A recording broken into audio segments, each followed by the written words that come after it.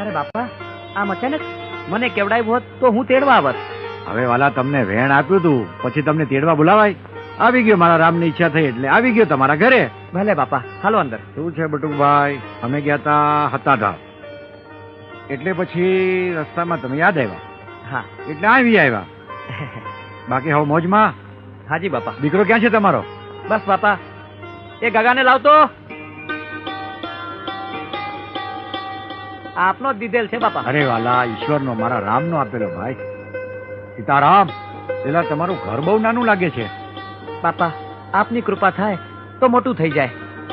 મારી કૃપા હોય વાલા, કૃપા તો મારા રામ. બાપા, હવે આવ્યા છો તો થોડુંક રોકાવ ને. ના વાલા, બટુક, મારી તબિયત બરાબર નથી ભાઈ. આ તને વેણ આપ્યું તું ને એટલે આવી ગયો ભાઈ.